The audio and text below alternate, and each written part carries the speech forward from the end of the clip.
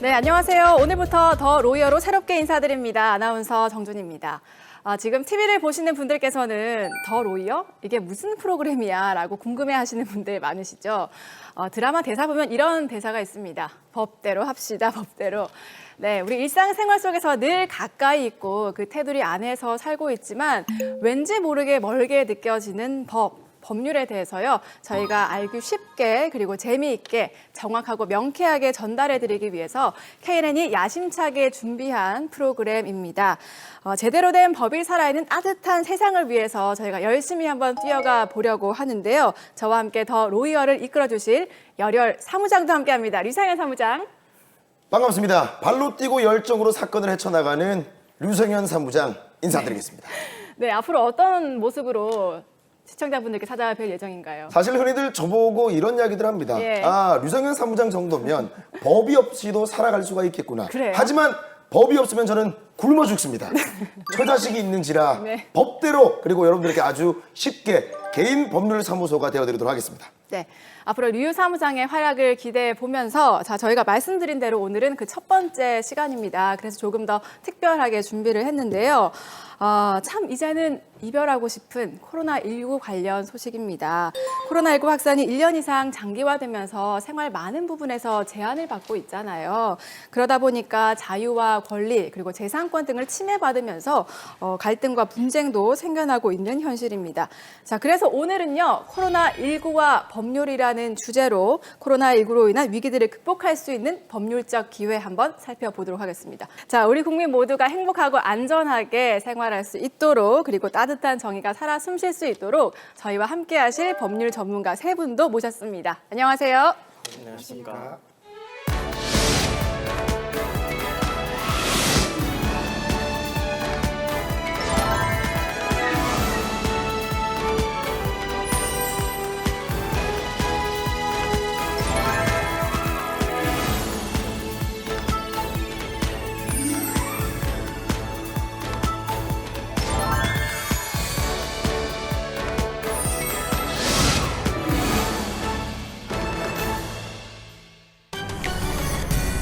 코로나19가 전 세계를 뒤덮은 지 1년.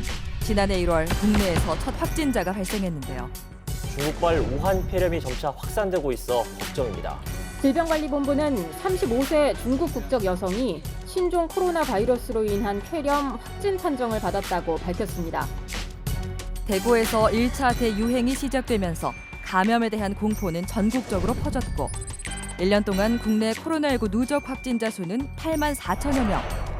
지금도 감염의 일상에서 위태롭게 살아가고 있는데요. 코로나19의 위협 속에서 사회 곳곳이 멈춰서 버렸고 예측 불가능한 시기에 감염병이 오랫동안 대규모로 발생하면서 사람들의 일상생활은 무너질 수밖에 없었습니다. 그리고 코로나 사태가 장기화되면서 필연적으로 많은 법률적인 분쟁을 야기할 수밖에 없는데요. 실제로 대규모 집단 감염이 일어난 종교시설에 대한 폐쇄 명령, 그리고 확진자들의 허위 진술로 인한 지역과 개인 간의 구상권 청구 소송. 이 때문에 이번 일을 초래한 진주시에 대해 구상권을 청구해야 한다는 목소리가 높아지고 있습니다. 코로나로 인한 부당 해고, 백신에 대한 여러 분쟁들까지 제기되고 있는 현재 각종 법적 잡음이 끊이질 않고 있는데요. 코로나19로 인해 변해버린 삶, 이로 인한 법률적인 분쟁과 그 해결책에 대해 알아보고 포스트 코로나 시대를 현명하게 헤쳐나가기 위한 법의 역할에 대해서 더 로이어와 함께 고민해봅니다. 네, 정말 작년부터 지금까지 올 한 해를 돌아본다면 이 한마디로 정의를 할 수 있을 것 같습니다. 코로나 끝나면 밥 한번 먹자. 예전에는요, 이게 참 인사치레로 했던 말이라면 요즘에는 정말 소중하고 간절해진 문장인데 어떻습니까? 코로나 사태 종식에 역행하는 경우들이 있어서 이게 좀 법률적인 문제로 비화되고 있는 것 같습니다. 실제로 코로나 발생 이후에 여러 가지 소송들이 생겼다고 하던데 어떤 게 있을까요, 변호사님? 예, 지난 한 해 정말 코로나로 인해서 많은 고생을 하신 것 같습니다. 실제로 코로나19 진단검사를 거부하거나 자가수치 위반 등으로 인하여 지방자치단체로부터 고발되어 가볍게는 벌금형을 선고받거나 집행유예, 실형을 선고받는 사례가 발생하고 있습니다. 예. 특히 진단 검사를 거부하는 경우에 있어서는 그 방역 비용에 대해서 그 개인이 책임지도록 되어 있습니다. 그래서 지자체로부터 그 방역 비용을 구상하는 소송 등이 급증할 것으로 예상되고 있습니다. 예. 뿐만 아니라 우리가 장시간 좁은 공간에서 생활하다 보니까 특히 아파트의 경우에는 층간 소음의 문제라든지 우리 개인 간에 빈번하게 발생할 수 있는 명예훼손 사건이나 예. 의무방해 등의 사건도 좀 많이 발생하고 있습니다. 근데 사실 저는 소송하면 뭐 어떤 감정적인 트러블이 소송으로 발전이 된 거다라고만 생각을 하고 있었는데 이게 실제로 징역형을 받은 경우도 꽤 늘어났다고요? 예, 맞습니다. 실제로 징역형을 선고받은 사례도 있습니다. 작년 5월에 의정부 지방법원에서 징역 4월에 실형이 선고됐었는데요. 예. 이분은 자가격리자임을 통보를 받고도 이를 무시한 채 다중이용시설 등을 활보하다가 붙잡혀서 다시 임시생활시설에 재격리가 됐습니다. 그럼에도 불구하고 여기까지 탈출을 해서 도주를 했기 때문에 두 실형이 번씩이나. 선고된 겁니다. 예. 네. 그리고 또 전국적으로는 벌금형이 선고된 사례도 종종 있는데요. 모두 자가격리 기간 동안 이 기간 동안 어려움을 참지 못하시고 외출을 살짝 했다가 네. 모두 발각돼서 벌금형이 선고된 예입니다. 네, 정말 뭐 자가격리 얘기는 들어봤는데 얼마나 답답하시겠어요. 두 번씩이나 이탈을 하셨고. 그런데요, 자가격리 위반이라든지 동일한 사안인데도 불구하고 어떤 경우는 벌금을 받고 어떤 경우는 징역이나 집행유예를 받는 경우가 있지 않습니까? 이거 좀 차이가 있는 것 같은데 왜 이런 건가요? 감염병 예방법에서는 코로나 환자로 의심되는 사람에 대해 검사 지시를 거부하게 되면 벌금 300만 원 이하의 벌금에 처하도록 규정하고 있는데요. 자가격리나 입원 조치에 따르지 않는 경우에는 1년 이하의 징역 또는 1천만 원 이하의 벌금에 처하도록 규정하고 있습니다. 예. 일반적으로 위반 횟수나 위반 행위에 대한 고의성 등을 기준으로 양형의 차이가 있습니다. 자, 그래서 저희가요, 오늘은 코로나 사태로 인한 법적 분쟁들을 몇 가지로 나눠봤습니다. 짚어보려고 하는데 이 사건들을 좀 집요하고 정확하게 정리를 한 류성현 사무장. 아, 그렇죠. 예. 법을 굉장히 살아가는 남자 류성현 사무장이 여러분들께 아주 그 집요하고 깔끔하고 세밀하고 집중적으로 소개를 좀 해드릴까 하는데요. 예. 바로 법률로 본 코로나19 사건 일지입니다. 함께 보시죠. 코로나19와 뭐 환불 원정대 그리고 네. 뭐 개인의 자유와 공익적 제한. 세 번째는 코로나19 시대에 해고에 찐 이유. 예. 그리고 소리 없는 아우성. 자영업자들의 눈물이었습니다. 아하. 사실 이게 코로나 시대를 살아가고 있는 대한민국의 현실을 반영한다라고 해도 뭐 과언이 아닐 정도로 참 가슴이 아픈 그런 사건들입니다. 예.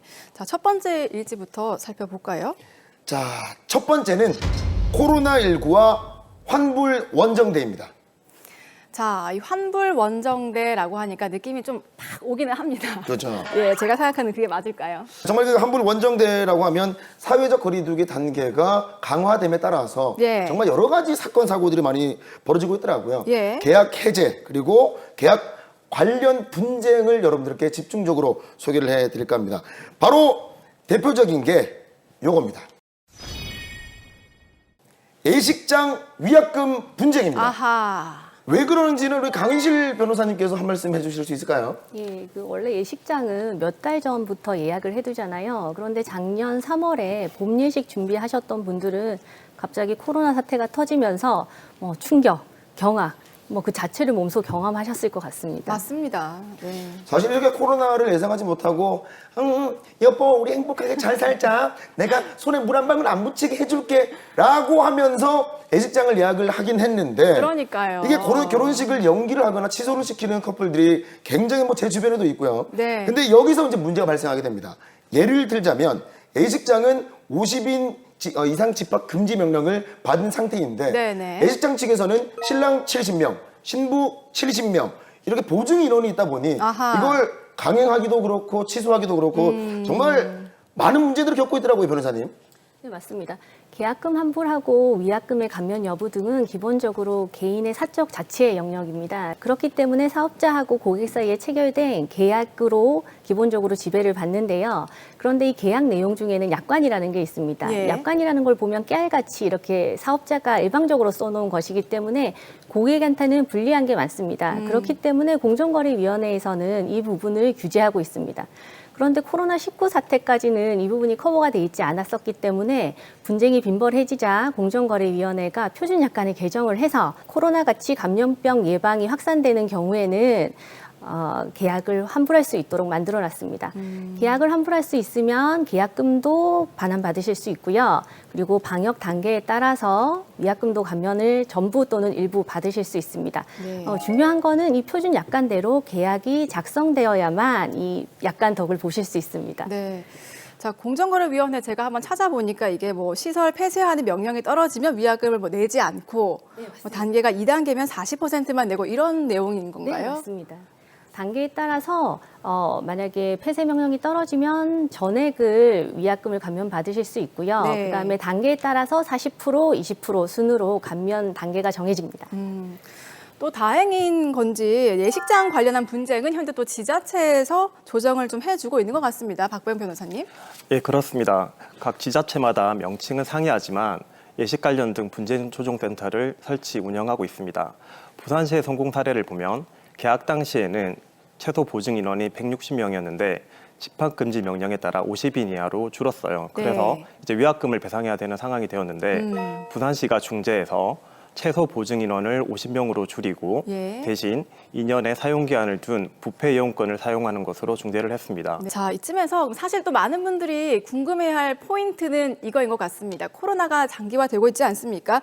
올해 결혼식이나 돌잔치를 앞두고 있는데 이런 분들이 만약 계약을 한다. 그러면 놓치지 않고 좀 꼭 확인해야 할 조항이나 뭐 그런 게 있을까요?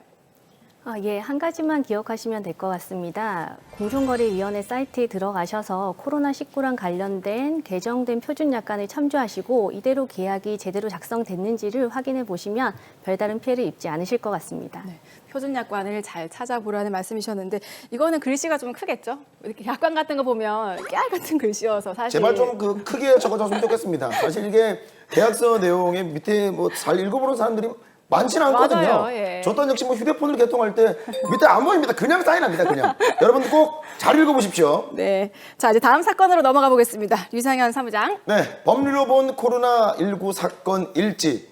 두 번째는 개인의 자유 대 공익적 제한입니다. 코로나19가 시작되게 되면서 사실 가장 논란이 되고 있는 문제가 이것이라고 생각을 하는데요. 그렇죠. 예. 확진자 동선을 이제 뭐 관리 그리고 네. 여러 가지 자가격리 권고 조치를 했음에도 불구하고 이를 어긴다는 것. 이게 문제가 심각한 것 같습니다. 우리 박보영 변호사님. 예, 사실 이 문제는 우리나라뿐만 아니라 코로나19 사태를 겪고 있는 세계 모든 나라들이 고민하고 있는 부분입니다. 특히 유럽의 경우에는 이동 제한 조치가 초반에 내려져서 굉장히 혼란이 가중되었었고요. 최근에는 종교의 자유가 문제가 되어 분쟁이 발생하고 있기도 합니다. 네. 어떤가요? 우리나라에서는 감염병이 발생을 했을 때 정보 공개를 할 수 있다라는 그런 법적 근거가 있습니까? 예, 우리나라에서는 그에 대한 법적 근거를 가지고 있습니다. 네. 코로나 사태 이전에 2015년에 우리나라 메르스 사태를 겪었습니다. 그 이전에는 정보 공개에 대한 명확한 규정을 갖고 있지 않았는데 메르스 사태를 겪으면서 감염병 예방법에서 그 근거 규정을 마련하였습니다. 네. 그 규정에 의하면은 감염 환자의 이동 경로, 그리고 이동 수단, 그리고 진료 의료 기관, 그리고 접촉자 현황과 기타 국민들이 감염 예방을 위해서 알아야 될 정보에 대해서는 공개를 하도록 규정하고 있습니다. 네. 다만 이 경우에도 접촉자의 구체적인 인적사항을 확인할 수 있는 성명이라든지 예. 구체적 주소에 대해서는 공개를 할 수 없도록 제한을 두고 있습니다. 자, 그런데요. 공익을 위해서 이제 공개를 했단 말이죠. 그런데 확진자 동선 공개가 이루어졌는데 이 정보가 공개가 되면서 때 아닌 사생활이 노출이 되고 그리고 인터넷에 유포된 경우도 있었거든요. 이런 경우에는 좀 처벌을 받을 수가 있나요? 요구할 수 있나요? 개인정보는 비공개가 원칙이지만 감염병 예방법이나 개인정보보호법에서도 공공의 안전과 안녕을 위해 긴급히 필요한 경우에는 개인정보를 공개할 수 있다고 규정하고 있습니다. 네. 그래서 이러한 경우에는 사실 형사처벌까지 되지는 않는데요. 다만 보건당국의 정보 공개에 대해서 왜곡을 하거나 허위사실을 추가하여 유포하는 경우에는 당연히 명예훼손 등으로 형사처벌될 수 있습니다. 그런데 말입니다. 여기서 우리가 간과하고 있는 하나의 사실이 있습니다.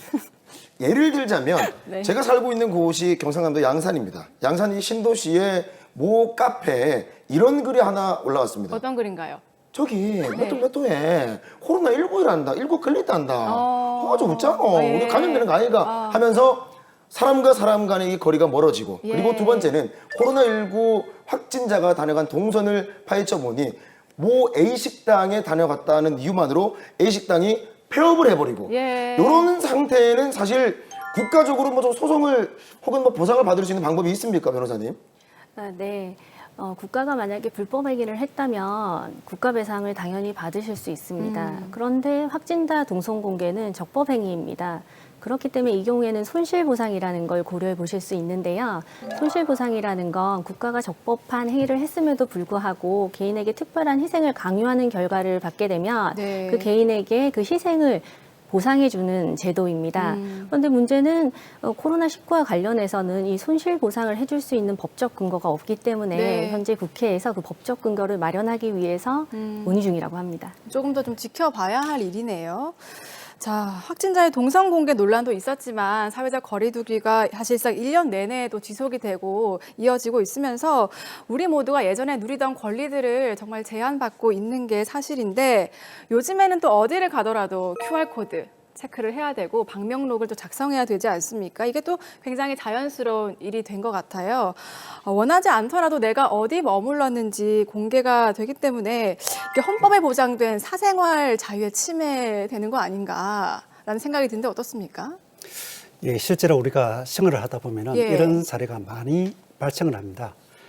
코로나19의 확산을 방지하자는 그런 공익적 차원과 내 개인의 사생활 그리고 재산권 보장이나 영업의 자유를 침해하는 이런 이익충돌이 많이 발생하고 있습니다. 네. 그래서 우리 헌법에서는 10조부터 36조까지 개인의 기본권을 보장하는 조항을 두고 있는 반면에 37조 2항에서는 국가안전보장, 질서유지 또는 기타 공공복리를 위하여 최소한의 한도 내에서 법률로서 그 네. 기본권을 제한할 수 있는 규정을 두고 있습니다.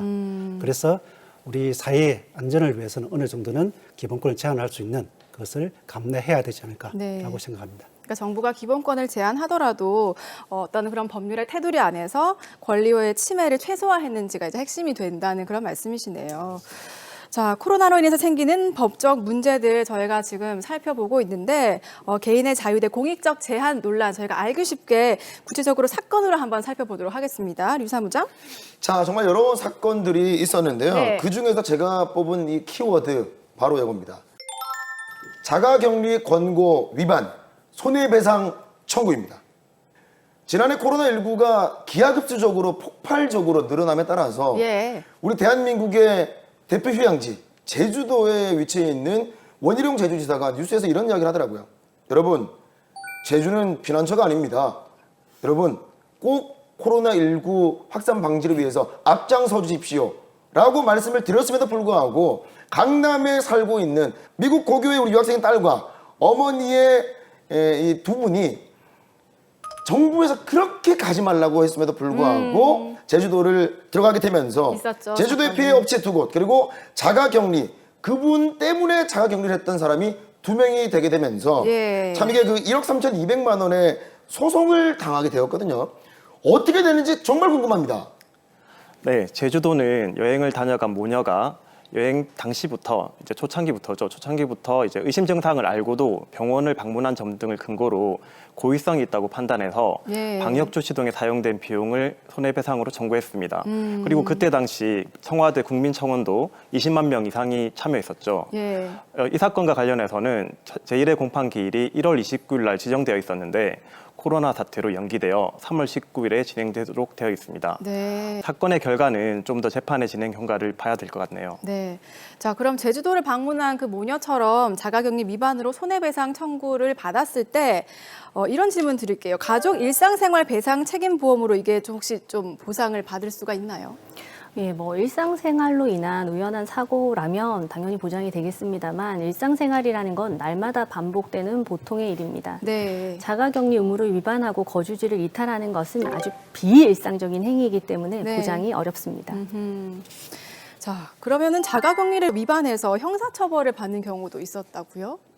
네, 우리나라 현행 감염병 예방법에서는 자가격리 조치를 위반한 사람에 대해서는 1년 이하의 징역 또는 1,000만 원 이하의 벌금에 처하도록 규정하고 있습니다. 예. 그 전에는 이러한 사례에 대해서 벌금 300만 원 이하의 벌금을 처하도록 되어 있었는데 작년 코로나 사태가 심해지면서 법정행을 대폭 상향한 사례입니다. 네. 그래서 2020년 4월에 수도권에서는 60대 남성이 자가격리 무단 이틀에 대해서 최초로 구속영장이 발부된 사례가 있었고요. 예. 또한 그 즈음에 자가격리를 위반한 20대 남성에 대해서 실형 징역 4개월이 선고된 사례가 있었습니다. 또 앞으로 코로나가 이어지고 있기 때문에 이런 문제는 계속해서 또 발생할 수 있을 것 같습니다. 자, 류생환 사무장, 다음 사건으로 넘어가 볼까요? 네, 법률로 본 코로나19 시대의 사건 일지 세 번째 키워드입니다. 세 번째는 코로나19 시대 해고의 찐 이유입니다. 실제로 한 취업 포털 사이트에서 지난 7월 본인은 계속 다니고 싶으나 회사에서는 그만 나오십시오라고 한 해고 경험에 대한 설문조사를 진행해 보니 정말 그 설문에 참여한 직장인 가운데 여러 가지 경우가 있었습니다. 네. 권고사직이 3위였고요. 그리고 2위는 정리해고 33%네요. 그리고 부당해고가 바로 33.5%나 큰 비중을 차지했습니다. 네. 사실 이렇게 이런 권고사직, 정리해고를 받는 이 퍼센테이지가 68.1%나 된다고 합니다. 예. 자, 특히 정당한 사유 없이 기업에서 경영상의 악화 이후로 이 부당해고를 하고 권고사직을 하고 정리해고를 하게 되면서 분쟁 사건 사고들이 굉장히 많이 늘어나고 있다고 하더라고요. 정말 코로나 때문에 기막힌 일들이 참 많이 생기는 것 같습니다. 정당한 이유 없이 코로나 때문에 다니던 회사를 하루아침에 좀 그만두게 된다면 얼마나 억울할까요? 진짜 옛날 옛적에 IMF 시대보다 더 힘들다라는 그러니까요. 표현이 맞는지는 모르겠지만 네. 굉장히 근데 그 정리해고를 당하시고 그리고 권고사직을 당하신 분들 역시나 집에 가정이 있고 사랑하는 아들, 딸들이 있을 텐데 네네. 그 가장의 무게 그리고 그 부모에 대한 이 책임감이 얼마나 클지 참 가늠이 안 됩니다. 맞습니다. 자, 그래서요, 저희가 어떤 경우들이 있는지 드라마로 한번 재구성해봤습니다. 지금 함께 한번 보시죠.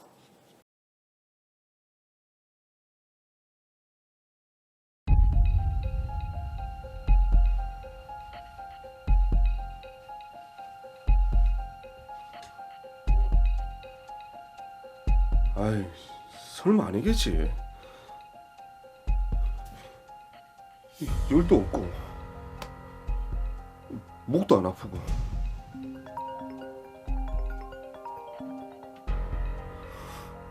여보세요? 예, 전데요. 결과 어떻게 나왔습니까? 예?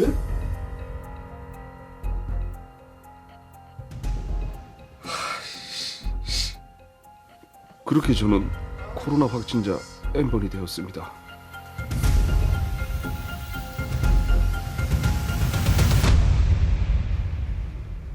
저 외근 다녀왔습니다. 수고하셨습니다.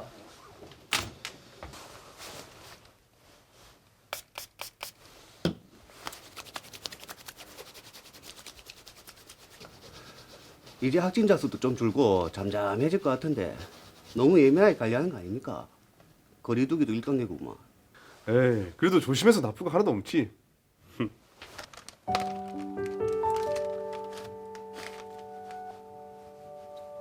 어릴 때부터 청결이 몸에 밴 덕에 코로나 감염은 그저 요즘 핫한 뉴스거리였습니다.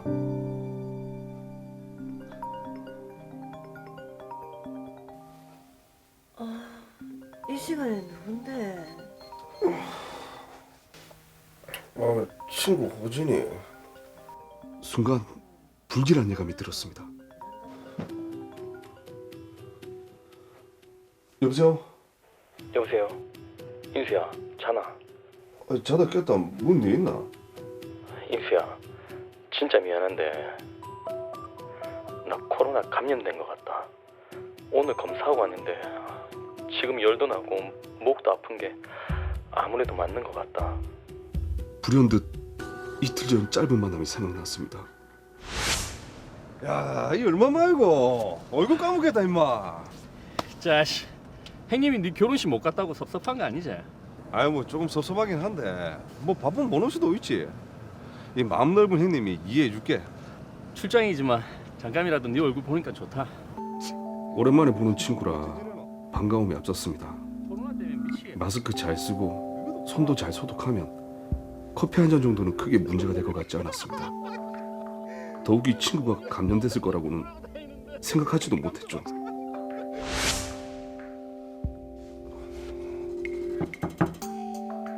자기야, 일어났나?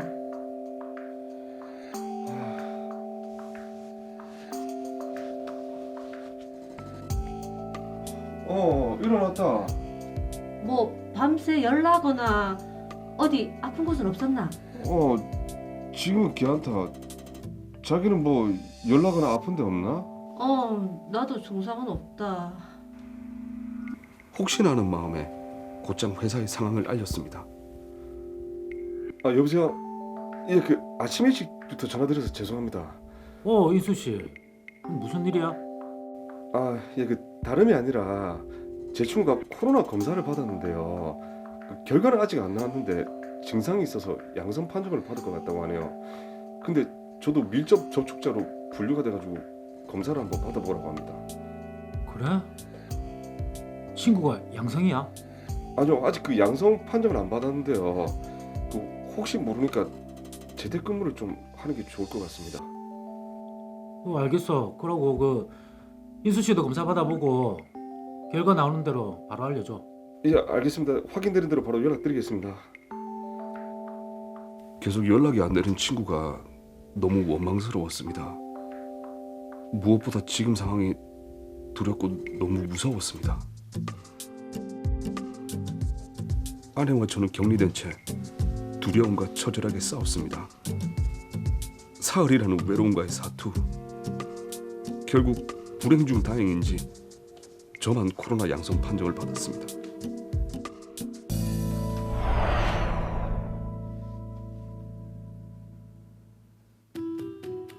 경미한 미열 증상만 있던 저는 생활치료센터에 격리됐습니다.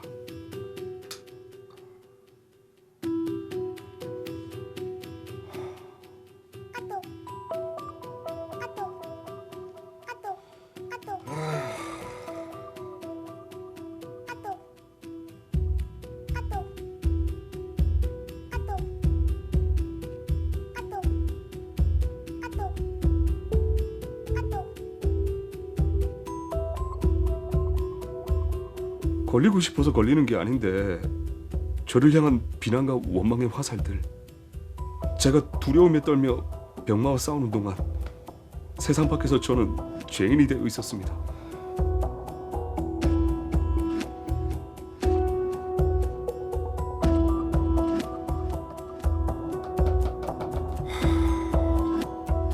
밀려오는 죄책감을 애써 외면하며 회복에만 집중했습니다.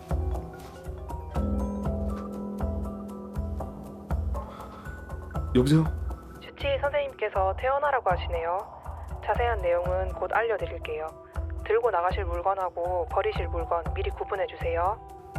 예, 감사합니다. 감사합니다. 인수 씨 오늘 출근한다던데 괜찮겠지?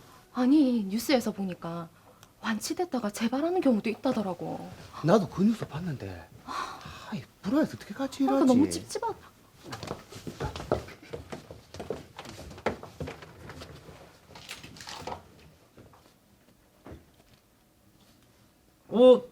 퇴원 축하해 인수 씨. 예. 그래 치료 받는다고 고생 많았어. 지금은 아프진 않고? 예, 괜찮습니다. 저는 증상이 경미해가지고 미열이랑 목이 살짝 아픈 정도였거든요.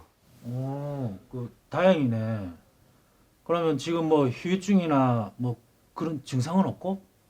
이제 괜찮습니다. 멀쩡합니다. 그래도 혹시 모르니까 일하는 동안은 꼭 마스크 쓰고 될 수 있으면 개인적인 모임이나 외부 활동은 좀 자제합시다. 예? 혼자서 일하는 것도 아니잖아. 예.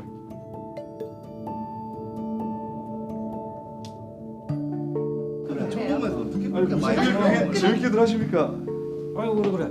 아이고 전무님이 아까 내 찾는 것 같아가지고. 참.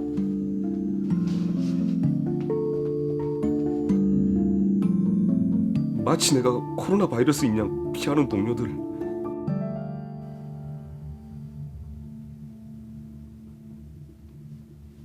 인수 씨, 회사 밖에서 자유롭게 일해보는 건 어떨까? 예? 아니 그 말씀은 저보고 그만두라는 말입니까? 완치는 됐지만 어쨌든 인수 씨 개인 활동으로 코로나에 걸렸잖아. 그 인수 씨로 인해 가지고 회사 전 직원이 2주 동안 재택근무를 했었고 회사도 적잖은 피해를 봤었잖아. 그래도 저도 나름 노력했습니다. 그 검사 받기 전에 회사에 알렸고 스스로 자가격리도 했고요. 그리고 확진자도 안 나왔지 않습니까? 하지만 인수 씨에 대한 회사 직원들이 신뢰가 크게 떨어졌어. 그래서 이런 제안을 할 수밖에 없네.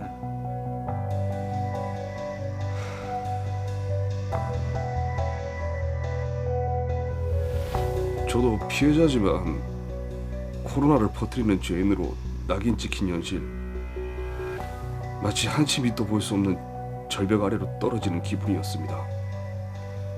저는 어떻게 해야 될까요?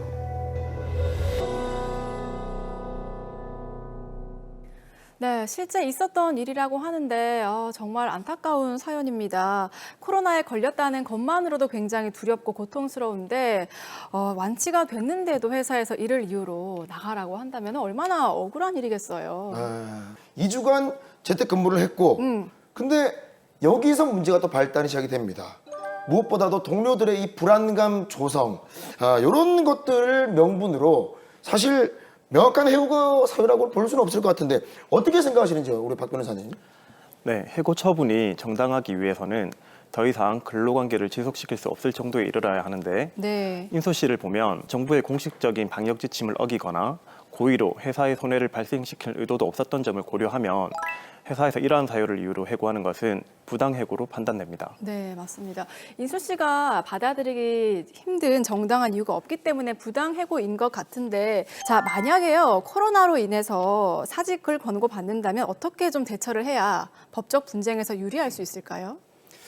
네, 많은 분들이 근고사직이 무엇이냐, 또 해고와 어떻게 다르냐라고 네. 많이 궁금해하실 것 같습니다. 해고는 말 그대로 회사에서 일방적으로 회사를 그만두시오라고 일방적으로 통보하는 것입니다. 네. 근데 해고는 사업자 입장에서 마음대로 할 수 있는 것이 아니고 일정한 요건이 있어야 되는데요. 일단은 정당한 사유가 있어야 됩니다. 네. 또 회사의 경영상 이유로 해고를 하고자 한다면 그 경영상 이유가 무엇인지라는 사실을 밝혀야 되고요. 또 해고를 하기 이전에 어떤 대책을 세웠는지라는 네. 사실도 밝혀야 됩니다. 그리고 나중에 회사가 정상화된다면 해고된 근로자에 대해서 우선적으로 채용해야 될 의무도 부담하게 됩니다. 네. 이에 반해서 근고사직은 회사 측에서 그만두시오라는 근고에 대해서 근로자가 동의를 하는 경우입니다. 일방적으로 회사에서 그만두시오라고 근고하는 건 똑같지만서도 동의를 하느냐 아니냐에 따라서 많은 차이가 있는 것 같습니다. 코로나로 인해서 근고사직을 받을 경우에는 근고사직의 의미에 대해서 충분히 이해를 하시고 네.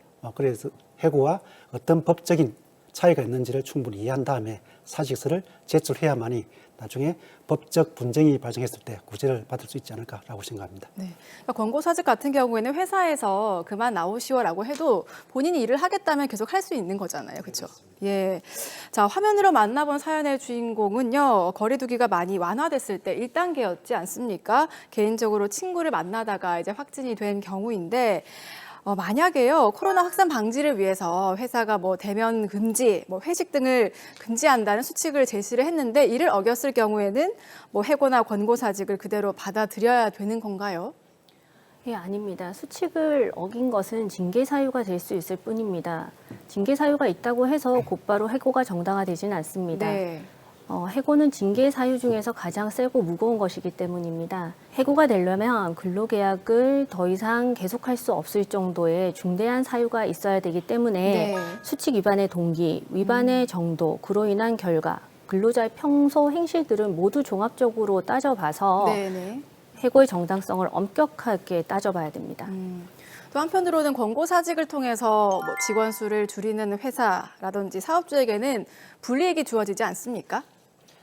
네, 권고사직은 회사가 근로자에게 사직을 권유하고 근로자가 이를 승낙함으로써 성립되는 근로관계 종료 사유라서 원칙적으로는 쌍방합의에 따른 것이라 부당해고가 될 수 없습니다. 네. 회사가 근로자에게 사직을 권유하더라도 근로자는 언제든지 거부할 수도 있죠.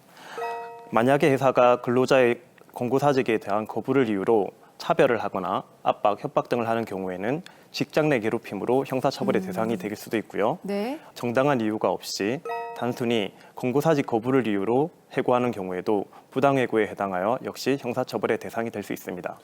자, 사실 이렇게 뭐 크고 작은 회사, 정말 뭐 그 대규모든 뭐 중견기업이든 정말 소상공인이든 직원을 뽑기에는 회사 사정이 많이 안 좋아졌다. 매출이 급락을 했다. 네. 혹은 뭐 무급휴직을 좀 다녀오면 안 되겠습니까? 라고 하는 여러 가지 이유를 대면서 일자리를 하루에 아침에 뺏긴다는 이 사실에 참 뭐라 말을 못할 정도로 가슴이 많이 아픈 상황입니다. 그렇죠. 근데 이런 것들을 악용을 해서 하는 분들이 분명히 존재할 것 같거든요. 분명히 영업이익 그리고 회사가 잘 돌아감에도 불구하고 부당해고, 권고사직을 억지로 강요하는 이런 분들을 뭐 미연에 방지하고자 아하. 근로자 혹은 노동자를 위한 법이 있습니까? 강은실 변호사님. 네, 당연히 있습니다.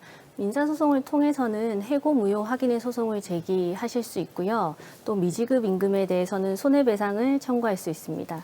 그런데 상시 5인 이상의 근로자를 사용해서 근로기준법이 적용되는 사업장의 경우에는 지방노동위원회에 구제 신청을 하시는 게 간명하겠습니다. 네. 이 경우는 만약에 해고가 부당한 경우라면요. 일단 복직을 하실 수 있고 복직이 어려운 경우라면 미지급 임금에 대해서 금전 보상을 받으실 수 있습니다. 네. 5인 이상의 경우에는 지방노동위원회에 구제 신청을 하는 거네요.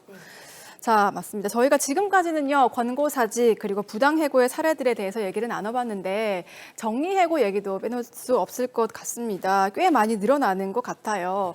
매출 감소를 이유로 정리해고를 했는데 임금 체불이라든지 퇴직금을 주지 않아서 경영자와 직원들이 분쟁을 겪기도 하고 있습니다.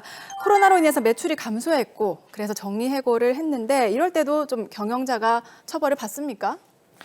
경영상의 이유로 정리해고를 하기 위해서는 긴박한 경영상의 필요, 해고를 회피하기 위한 노력, 합리적이고 공정한 기준에 따른 대상자 선정, 그리고 기준 및 대상자 선정을 하기에 앞서 근로자 대표와의 사전 협의라는 엄격한 기준과 방법을 준수해야 하는데 네. 단순히 매출이 감소하거나 일시적으로 경영 실적 악화에 따른 정리해고를 실시한다면 이는 부당해고에 해당하여 형사처벌의 대상이 될 수 있습니다. 네, 그러니까 기준에 해당을 하는지 잘 봐야겠네요. 모두가 힘들잖아요. 네, 서로가 서로를 배려하고 이해할 수 있는 그런 마음, 또 그런 노사관계, 이웃관계가 이어지면 좋겠습니다. 자, 이제 법률로 본 코로나19 사건 일지 마지막 키워드를 보겠습니다. 바로 소리 없는 아우성, 자영업자의 눈물입니다. 네. 요즘 참 많이 네. 힘듭니다. 네, 근데 그 중에서도 소상공인, 자영업자분들, 뭐 예를 들자면 뭐 식당을 운영하시는 분들, 카페, 뭐 PC방, 다들 얼마나 힘듭니까? 그죠? 맞아요. 네, 요즘 유행하는 중고거래 앱에요. 폐업이라는 키워드를 치면 자영업자들이 올린 폐업 물품이 줄줄이 올라오고 있다고 합니다. 그리고 소상공인 시장 진흥공단의 발표에 따르면요. 전국 17개 시도 상가업소 데이터를 보면 4분기죠. 3차 대유행이 있었던 4분기에는 하루 평균 1,500여 개 상가 점포가 문을 닫았다고 합니다. 정말 심각한 상황 아닙니까? 박병 변호사님. 네, 전국 17개 시도에서만 하루에 1,500곳이 문을 닫는다는 수치는 정말 놀라운데요. 실제로 저희 사무실에도 최근에 이런 물품 대금 청구 소송이라든지 개인 회생, 파산을 위한 상담이 굉장히 많이 들어오고 있는 상태이기도 합니다. 예. 아무래도 코로나19의 확산을 방지하기 위해서 작년 말부터 정부가 시행했던 사회적 거리두기 단계 격상 때문인지 아닌가 싶습니다. 사실 이렇게 그 코로나19 확산 방지를 위해서 사회적 거리두기 단계를 2.5단계로 격상을 시키는 건 당연한 일이나 네네. 자영업자들 혹은 이렇게 좀 어려운 분들이 절벽 끝에 있는 건 사실이거든요. 정부와 그리고 지자체가 내놓는 여러 뭐 지원책들 그리고 뭐 대책 방안들이 근본적으로 해결이 되기에는 좀 무리가 있지 않았나라는 생각을 합니다. 그러다 보니 전국 카페 사장 연합회나 자영업자들이 정부를 상대로 손해배상 소송과 그리고 헌법 소송을 낸다고 하네요. 네, 맞습니다. 이게 영업 방침이 조금 애매했잖아요. 카페 사장 연합회 입장을 보면 식당이나 브런치 카페 같은 곳은 영업이 되는데 홀 영업을 하는 카페는 영업을 제한하는 것이 이게 적절하지가 않다. 이런 얘기였지 않습니까? 네, 그렇습니다. 이 코로나19 사태로 인해 가지고 자영업자들이 정말 엄청난 피해를 입고 있습니다. 네. 그 자영업을 하시는 분들이 카페를 운영하든 일반 식당을 운영하든 모든 분들이 다 피해를 입고 있습니다. 그런데 우리가 사회적 거리두기 단계에 따라 가지고 업소별로 제한을 하는 기준이 좀 많이 달라서 이런 문제가 생기는 것 같습니다. 네. 예를 든다면은 카페의 경우에는 뭐 단계마다 다르지만서도 일단은 어느 단계에 가면은 홀 영업 자체를 금지를 하고 있습니다. 네. 이에 반해서 식당을 운영하는 자영업자에 대해서는 시간이나 인원에 대해서는 제한을 두고 있지만 홀 영업을 허용하고 있습니다. 맞습니다. 그러니까 똑같이 피해를 입는 카페 운영업자들 입장에 본다면은 반사적으로 어떤 피해를 입었다고 생각하는 그런 피해 의식이 있는 것 같습니다. 그러니까 어떤 정책을 시행함에 있어서 예. 이런 세밀한 부분에 대해서도 엄격한 기준을 세워서 서로 피해를 같이 보는 분들이 피해 의식이 없도록 해야 되지 않을까라고 생각합니다. 네. 저 주위에도 카페 운영하시는 분들 얘기 들어보면 네. 정말 12월 그때 이제 격상이 됐을 때 굉장히 힘들었다고 하시더라고요. 문을 닫을 수 없어서 그래도 몇 잔이라도 팔기 위해서 나온다고 하시는 분들도 이제 굉장히 많으셨는데 이게 감염병 예방법에 이런 좀 보상 관련 규정이 있습니까? 어떤가요? 안타깝게도 우리나라 지금 현행 그 감염병 예방법에는 의료인이나 병원의 손실 등에 대해서는 보상을 하도록 규정을 하고 있습니다. 네. 그러나 자영업자의 손실에 대해서는 명확한 규정을 두고 있지 않은 상태입니다. 하지만 1년 넘게 코로나19가 지속되면서 자영업자들의 피해가 너무나 크게 확산되게 되니까 정치권이나 정부에서 어떤 피해 보상을 할 기준을 만들어야 되지 않을까. 자, 그리고 카페 외에도 참 문을 열지 못한 곳이 또 굉장히 많습니다. 코인 노래방도 있고요. 헬스장과 필라테스 같은 체육시설 운영자들도 이제 법적 대응에 나서기 시작했는데 이제 코로나 소송이라고 할까요? 좀 많이 좀 쌓여가고 있는 모양새인 것 같아요. 예, 그렇습니다. 코로나가 장기화되면서 평소와는 달리 기본권을 제한하는 방역 지침 또한 장기화되고 있습니다. 그렇기 때문에 소송은 점점 늘어날 예정인데요. 지난 17일 통계청에서 발표한 2020 고용 동향을 보면 지난해 자영업자는 2019년도에 대비해서 7만 5천 명이 줄었다고 하고요. 예. 또 종업원을 둔 자영업자는 16만 5천 명이 줄었다고 합니다. 예, 이런 자영업자들의 눈물을 닦아줄 수 있는 법과 대책이 하루빨리 지정되길 바라봅니다. 자영업자는 아니지만 이 험난한 취업 난 속에서도 취업 준비를 하시는 분들이 코로나 소송 시작을 또 하신 분들이 계신다고 합니다. 네. 얼마 전에는 교사 임용 시험을 앞두고 정부가 확진자들의 응시를 막아섰기 때문인데요. 교사 임용 시험을 보지 못한 우리 67명의 응시자들이 국가를 상대로 손해배상 소송을 냈다고 하네요. 네, 맞아요. 그리고 변호사 시험 때도 사실 비슷한 논란이 일면서 직업 선택의 자유를 침해한 거라는 헌법 소원이 제기되기도 했잖아요. 그리고 이태원 집단 감염 당시에는 방역 당국이 10,000명의 휴대전화 위치 정보를 수집한 게 사생활과 통신 비밀의 자유를 침해한 거라는 헌법 소원도 있었고요. 예, 민변, 참여연대 등이 작년 7월 말에 보건복지부 장관 등을 상대로 개인정보 자기 결정권, 사생활의 비밀과 자유를 침해했다는 이유로 헌법 소원을 제기했습니다. 네. 당시 문제가 되었던 클럽에 간 사람들뿐만 아니라 주변 상가에 들렀던 행인들에 대한 정보까지도 모두 수집하여 고위험 감염군으로 분류한 조치를 하였는데 네. 명확한 법적 근거 없이 이런 조치를 한 부분에 대하여 기본권에 대한 제한은 법률로만 가능하다는 법률 유보의 원칙에 위배된다는 주장입니다. 네. 그러니까 이게 과잉 조치였다는 건데 코로나가 사실 또 우리나라만의 문제는 아니지 않습니까? 이게 다른 나라에서도 이런 논쟁은 있을 것 같은데요. 혹시 다른 나라는 좀 어떻게 대처하고 있는지 궁금하거든요. 네, 코로나 발생 초기에 프랑스에서는 긴급 이동 제한 명령을 선포했고 그 부분에 대한 법적 근거가 없다는 사실을 뒤늦게 알고 부랴부랴 새로운 입법을 추진했고요. 그 종교의 자유와 관련하여 많은 분쟁이 잇따르고 있는 미국에서는 방역을 우선시하는 판결이 초반에 많이 진행되다가 예. 최근에는 종교의 자유를 보장하는 판결들이 많이 나오고 있는 추세입니다. 우리나라도 이 대면 예배 금지 조치를 두고 종교의 자유를 제한했다는 논란이 있었지 않습니까? 부산에서도 현재 또 법적 분쟁인 걸로 알고 있는데 어떻습니까? 네, 맞습니다. 부산광역시장이 대면 예배 등 방역 지침을 어긴 부산의 한 교회에 대해서 시설 폐쇄 명령에 처분을 했습니다.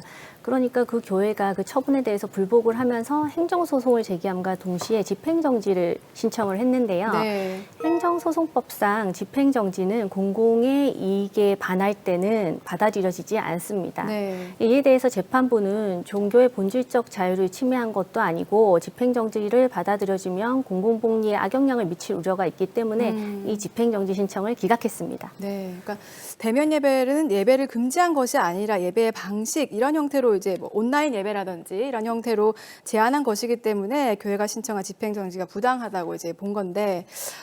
정말 이 코로나19 바이러스와 불편한 동행을 시작한 지 어느덧 1년이 넘었습니다. 예전에는 뭐 기관지를 보호하기 위해서 마스크를 썼다면 이제는 생존을 위해서 마스크를 써야 되고 정말 많은 것들이 변했는데요. 그러면서 우리 사회에도 또 많은 질문들이 던져졌습니다. 이제 그 질문에 대한 답을 우리 스스로 찾아가는 시간이 된 것 같은데, 자, 오늘 법률을 통해서 코로나19와 함께하고 있는 우리 사회를 짚어보는 시간, 더 로이어 첫 시간으로 만나봤습니다. 세 분의 전문가분들 오늘 어떠셨습니까? 김덕기 변호사님. 네, 힘든 시간이었습니다. 그리고 왜 힘드셨어요? 코로나로 인해서 네. 일상생활도 힘들고 네. 또 방송이 처음이다 보니까 이 또한 힘든 시간인 것 같습니다. 원래도 동동거리면서 살았던 저희 워킹맘들이 코로나19 때문에 지금은 아주 큰 혼란 속에 갇힌 것 같습니다. 예. 우리 아이들이 모두 방과 수업까지 마치고 학교할 수 있는 그날까지 모두 건강하시고 또 저희 더 로이어 프로그램도 많이 사랑해 주셨으면 감사하겠습니다. 워킹맘이셨군요. 지난 1년 동안 정말 고생 많으셨겠는데 어떻게 보내셨어요? 네, 맞습니다. 현실감이 없을 정도로 네. 정신이 없었습니다. 아이가 학교를 가지 않으니까 예, 일상생활이 예. 마비된 것 같았습니다. 그렇죠. 예, 박보영 변호사님. 법이라고 하면 일단 머리 아프고 힘겨워하는 분들이 많습니다. 심지어 상담 일정을 잡아놓은 날부터 상담하러 오는 당일까지 가슴이 두근거려서 잠을 이루지 못했다고 하는 분들도 계십니다. 모든 일들이 상호 간의 약속과 이행으로 진행된다면 아무런 문제가 없겠지만 문제가 발생하는 경우 그 방법을 몰라 고민하는 분들이 많이 계십니다. 네. 그런데 이런 더 로이어라는 프로그램을 통해 시청자 여러분들께 보다 쉽게 유익한 법률 정보를 전달할 수 있는 계기가 되어서 보람된 시간이었습니다. 앞으로 더 좋은 방송이 될 수 있도록 일조하도록 하겠습니다. 네, 우리 지금 TV를 보시는 시청자분들께서도 코로나로 인해서 생긴 크고 작은 사건들 혼자 끙끙하지 마시고요. 이렇게 법률 전문가분들이 계시니까 찾아서 같이 상담해 보시면 좋을 것 같습니다. 자, 그리고 오늘 우리 서현 사무장 고생 많았어요. 어떠셨나요? 네, 오늘 제가 첫 출근이었는데요. 예. 네, 코로나19라는 시대 속에 깊숙하게 들어가 보면 네. 정말 많이 심각하구나, 많이 힘들게 하루를 살아내시고 계시는구나, 네, 네. 이런 것들을 많이 느끼게 되었고, 대한민국 헌법 제1조 1항이 뭔지 아십니까? 뭔가요? 대한민국은 민주공화국이다. 대한민국 헌법 방송통신진흥법 23조 2항이 뭔지 아십니까? 뭔가요? 뭔지 잘 모르겠지만 매주 목요일 저녁 6시 50분은 더 로이어와 함께하라. 아하. 네, 많은 역시, 사랑 부탁드리겠습니다. 역시 명쾌한 우리 류 사무장입니다. 네, 저희는 앞으로도요 법에 대한 시청자 여러분들의 궁금증을 해결해 드리기 위해서 더욱더 열심히 뛰겠습니다. 법대로 합시다. 더 로이어. 오늘 준비한 소식은 여기까지고요. 다음 주에는 더욱 새로운 모습으로 찾아뵙도록 하겠습니다. 함께해 주신 여러분 고맙습니다.